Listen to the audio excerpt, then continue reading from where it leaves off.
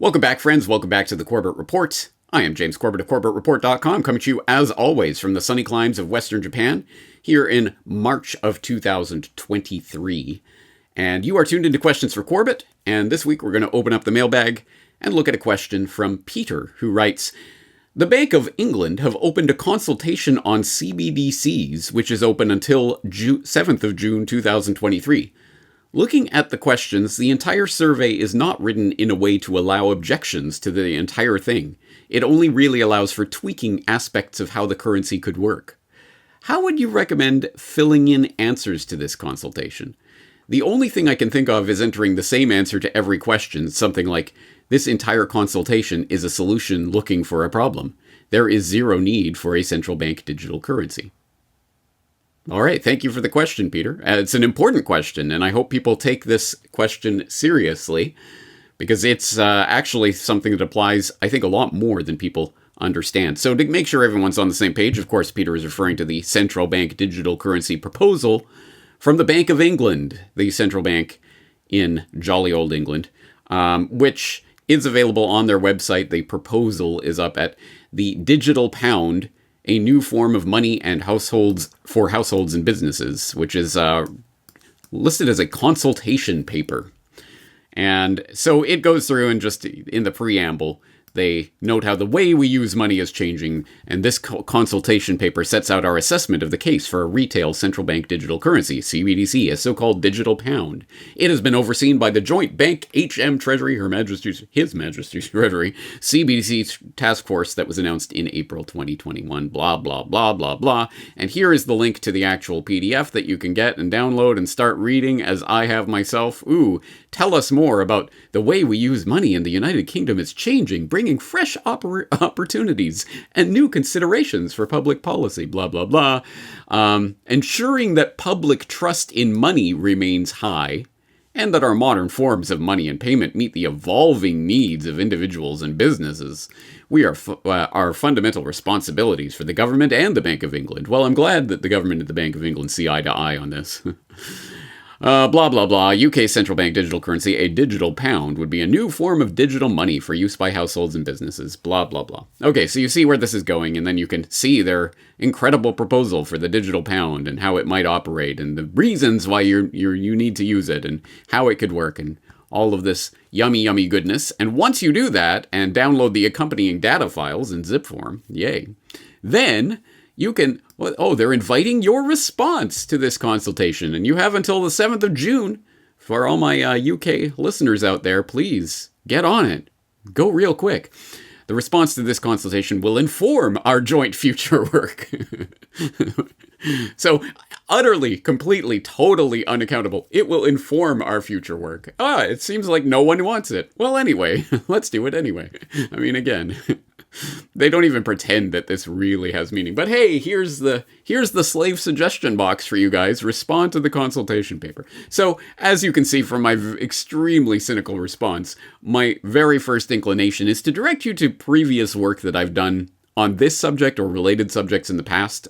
Things that I think would be relevant include Corbett Report Radio 177 from way back in the archives, Why James Probably Won't Sign Your Petition, as well as the more recent Solutions Watch episode on Are Petitions and Protests the Answer, in which I elaborate the point that, yes, no, of course, I do not think that petitions, signing consultation paper responses or petitioning, oh, please, masters, will you let us do this, will you let us do that, is the answer.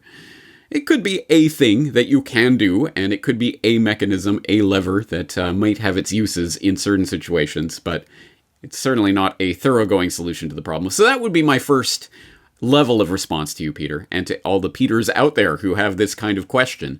However, I think there is a much, much more important issue that you raise with this, and I think, why don't we take the bait? Why don't we take a look at this response to the consultation paper that they're going to allow us to do? So when you click on that, you're going to get this keysurvey.co.uk link, which will take you to their survey. So, of course, the digital pound, a new form of money, blah, blah, blah. Invite views on the questions. Okay, are you an individual or an organization? How is that going to affect what I end up seeing here anyway? And what if I am just an individual? Does that count? Am I allowed to be All right, let's keep going. What's your name? My name is Joe Blow. And my email address is none of your beeswax at Gmail. Because, of course, I'm a dedicated Gmail user. All right. And then, do you have comments on how trends in payments may evolve and the opportunities and risks that they may entail? What? Just meaningless twaddle. Yes, I do. Do you have comments? Just all right. Given our primary motivations, does our proposed design for the digital pound meet its objectives? What about my objectives? This is just ridiculous. Do you have comments on our proposition for the roles and responsibilities of private sector digital wallets as set out in the platform model? Do you agree that private sector digital wallet providers should not hold end users' funds directly on their balance sheets? Why you want to cut out the bankster middleman, huh? Yeah. Anyway, wow. Peter, you are not wrong. This is ridiculous. Do you agree that the bank should not have access to users' personal data, but instead see anonymized transaction data and aggregated system-wide data for the running of the core ledger? Oh man, what views do you have on a privacy-enhancing digital pound? I don't want your stupid digital nonsense, you big phonies. Spelt the British way. All right. What are your views on the provision and utility of tiered access to the digital pound? What views do you have on the embedding of privacy-enhancing techniques to give users more control? Wow. Yeah. Okay. Anyway, we won't go through every question here. I'll let you do that on your own time for your own pleasure. But you're exactly right, Peter. It's like every single question is designed based on our proposal, our views, our motivations, our goals. Do you think this is meeting our goals? What's your comment on how best we can structure this thing that you don't want so that it could be more privacy enhancing? Privacy enhancing. It will only slightly breach your privacy. Yeah. Ridiculous. How do you fill this out in a way that says anything of substance? And even then, as they say, it will inform their views of the subject going forward, which means we will file that in the circular suggestion box under our desk. Right? Nonsense. But Peter, you raised such an important point. It's like these questions are designed to only get you to fundamentally agree with what they're doing and accept their basic premises, and then we can sort of tweak the details a little bit about how we're going to implement this thing that they're clearly going to implement. It's almost like this is a game, a technique, if you will, a method. Oh wait, it is, and there's a name for it. It is called the Delphi technique. The Delphi method is the Delphi technique. It was developed by the Rand Corporation in post-World War II in the Cold War, and it is being used to. The reason it was developed was to bring groups of people to a predetermined outcome while giving them the idea, the illusion that they actually had a say and that they had that they were actually crafting the outcome themselves. So this is actually a management organizational technique that's being used right now in every large government meeting where you are invited to come and give your opinion on a plan. Usually these are the regional plans or they're a general plan or a master plan for your local town. And of course, when you show up there and they have the screen show, and they have, you color with your crayon and put your little gold stars on the map and show where you want to see smart growth, high density development. Really, the plan is all designed before you walk in the room. In fact, the plan, of course, as I said, it's the same plan all across the world. So you need to know how to anti-Delphi, because what they're doing there is they're doing two things. They're propagandizing you, and they're also using social pressure, which is part of communitarianism, to make it so that even if you don't agree with the plan, you will be too your nerves won't be able to handle standing up and saying that you don't agree with it, because there's all that social pressure to keep you quiet, and so everyone goes along with it. So what I talk about in the book, and what we have, we've got videos online to show you what happens when we go in anti-Delphi meetings. You really need to make it clear that those plans are not your plan, that you are being manipulated, and you have to take these meetings down correctly, or you're just going to end up looking like, someone who's a rabble-rouser, who's trying to, keep all these good people from being able to express this wonderful plan to all your, local citizenry. Now that, for those not in the know, was Rosa Koire from Corbett Report Radio, episode 241 from way back in October of 2012, where we talked about UN Agenda 21 Exposed. And we discussed her work behind the green mask, UN Agenda 21. So if you haven't seen that conversation, of course, I would recommend checking it out. It's right there in the archives, along with everything else I do for your free viewing and listening pleasure. But if you do click on over to her website, Democrats Against UN Agenda 21, you will note that there was the June 2021 announcement that Rosa Koire did pass away in May of 2021. But as that conversation that we were listening to does attest, Rosa Koire was aware of and talking about the Delphi technique many, many years ago, and writing about it in her book, Behind the Green Mask, UN Agenda 21, where she does have a section on the Delphi technique, where she confirms the Delphi technique was developed by the RAND Corporation as a Cold War mind control technique. Delphi is used to channel a group of people to accept a point of view that is imposed on them while convincing them that it was their idea.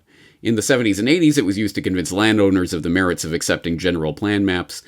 Delphi can be used on any group, from just one person to the entire world. Trained facilitators present a range of choices to a group, but have tailored them to direct the outcome. This is most often done in public meetings called visioning meetings, put on by your city or county to get your opinion on your town 2020 or 2035. Money for these programs often come from federal agencies in the form of grants, Delphi is used in school board meetings and trainings, at neighborhood association meetings, and other places where the organizers want to give the appearance that they have listened to community organizers, to community opinion, and incorporated it into their plan. By the way, you'll never hear the word Delphi. They will never acknowledge that they're doing it. Okay, all right, fascinating stuff, and there's lots more to read about the Delphi technique here in Behind the Green Mask, but I guess that does raise the question, well, is Rosa Koire just making this up? I've never heard about this. Well, you can go to rand.org if you are so inclined and look at the Delphi method. They have an entire section on it, where they note the Delphi method was developed by Rand in the 1950s to forecast the effect of technology on warfare. It has since been applied to healthcare education, management, and environmental science. Today, groups of experts or stakeholders, where have I heard that word, use online tools such as Expert Lens to anonymously answer questionnaires, receive feedback that represents the group response, discuss, and revise their answers to see whether they can approach expert consensus. Well, that sounds like a wonderful process. Exactly as Rosa Koire was pointing out, this is the process by which large bodies of people can feel like they're part of a process, they're shaping, they're converging on some sort of consensus, but it's the people who are giving these questionnaires or leading these visioning meetings or whatever other terminology they're using that can essentially shape the ultimate outcome of that answer. No matter what the question appears to be. And as I say, Rand brags about it. They have this Expert Lens, an online modified Delphi approach to stakeholder engagement and expert elicitation. And they have tons of articles and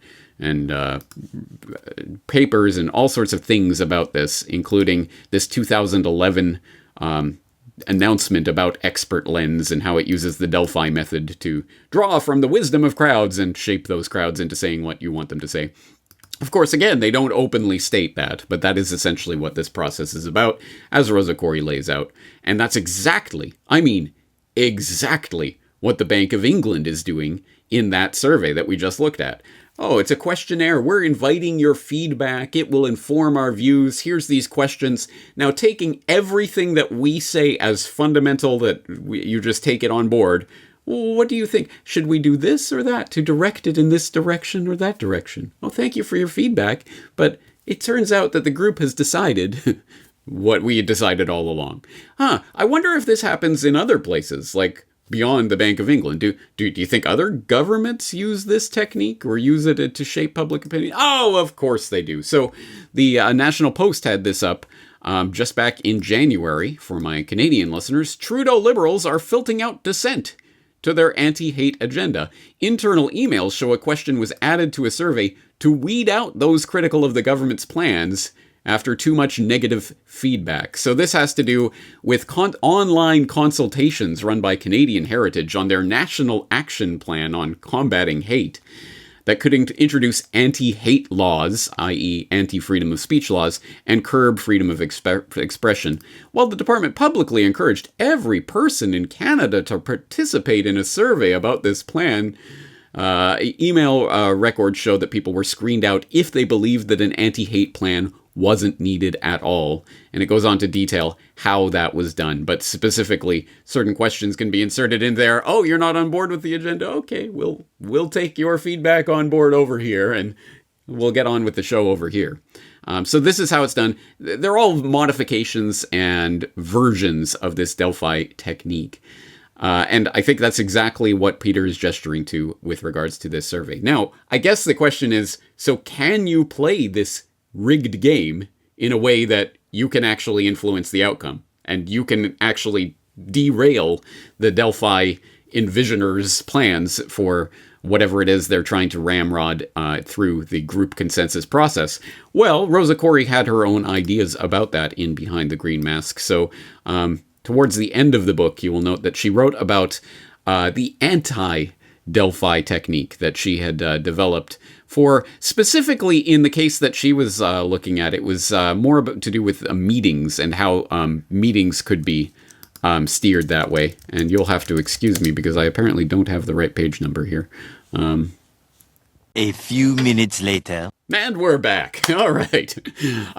Yes, Rosa Koire writes about anti-Delphying a meeting. And a Delphi meeting can either be a one-to-one or involve many people. The purpose of the meeting is to direct the outcome while giving the appearance that the attendees are having an impact and the outcome is their idea. If the meeting goes smoothly, the attendees will not be aware that they've been railroaded into agreeing to the plan that was designed prior to the meeting. Your goal, if you are going to anti-Delphi, is to show that the plan is not the plan of the people and to resist being duped. In order to do this effectively, you will need to stay calm and make the facilitator treat you rudely in front of the group. This is political theater. The facilitator relies on the compliance and obedience of the group in order to run the meeting of the desired outcome. Run the meeting to the desired outcome. Your job is to break the mesmerizing cadence of the totally orchestrated meeting and expose the gears behind the screen. And she goes into some detail about how to do this, step by step. What things should you do? What things should you not do in order to effectively derail the meeting? Because if you just get up and start screaming, and then you are the disruptor, and the group will see you as the one sticking out. Oh, that weirdo over there is going crazy. You'll be ushered out by security. Don't tase me, bro. And once that distraction is done, we can get on with the meeting and it will proceed exactly according to plan. So if you are going to disrupt it, you have to have a plan, and you have to do it in a way that will actually puncture that, again, the political theater that is happening here. This applies specifically to these types of meetings that Rosa Koire was writing about in Behind the Green Mask, and which is employed certainly at the local level for all sorts of our vision of the future 2030, and all these types of meetings that happen that most people won't even know about. And the people who do attend will be railroaded through a Delphi technique to converge on a group consensus that, yes, of course we need to implement a 15-minute city where we live. What does that mean again? Oh, I don't know, but it felt like a good idea when I was in the meeting. Anyway, so yes, these meetings are important, but yeah, what do you do with an online survey like this ridiculous digital pound consultation? It is much more difficult to do this in a way that's actually going to disrupt anything because of its online nature. You're just sending this that will be collected in some database somewhere and promptly ignored. Does anyone think that any sort of response to this is fundamentally going to change things? Now, this could be a gauge for the Bank of England or whoever is running whatever particular survey, simply to gauge, are the public, what is the level of resistance to this? And if every single one of these consultations that they get back is just a response of, we don't need your damn CBDCs, shove it up your keister, if that's the overwhelming response, they'll know that they need to really false flag or something in order to create the problem to get the reaction that they need from the public. Yes, please save us with your CBDC. They might know that they need to do more. So there's psychological experimentation that is involved in this. And I don't know if there's any way that you can participate in a questionnaire like this that isn't feeding into the system, that isn't giving them your data. Even if it is just to say, screw you, we don't want it. You're still giving them that data that then gives them, helps them to refine the way that they're going to foist it on the public. So is there a way to disrupt, to anti-Delphi an online survey? Not that I can see. If anyone out there has any suggestions, please log in as a Corbett Report member to CorbettReport.com. Please leave your suggestions for anti-Delphying an online consultation response. You can leave it at the Corbett Report website, CorbettReport.com. In this case, it's CorbettReport.com/QFC-Delphi. And you can leave your ideas for that. I don't see a way of participating in this that is going to be fruitful. But Peter, I think you hit on the fundamental question here, which is, well, this is a rigged game, right? Yes, it absolutely is rigged. And there's a specific technique that is being employed on you here. And the fact that you'll never, ever hear anyone talk about the Delphi method, the Delphi technique, that this exists, that it started as a way of forecasting the future. We'll ask a bunch of different experts their forecasts in isolation so they don't know each other's answers. And then we'll find what the group consensus converges on behind the scenes. But that has evolved over the decades since Rand developed it in the 1950s to this process for shaping group consensus. And it is being used over and over and over in all sorts of times when the government is asking for your opinion. Here's your slave suggestion box, guys. Please make sure to fill out the forms properly. Anyway, I think it's better for us to at least know that this technique exists, and then we can decide what to do as our response to that from that point, can't we? So thank you very much for bringing this to our attention, Peter. It is an important thing. I, at the very least, would be interested to hear how any UK listeners will or will not be filling out this particular online survey, for what reasons, and what ways you can find to monkey wrench this type of process in a way that isn't just going to feed more psychological data to the would-be rulers of society. But that being said, I think that's going to do it for this edition of Questions for Corbett. I am James Corbett of CorbettReport.com. Thanking you for joining me for this exploration, and I'm looking forward to talking to you again in the very near future.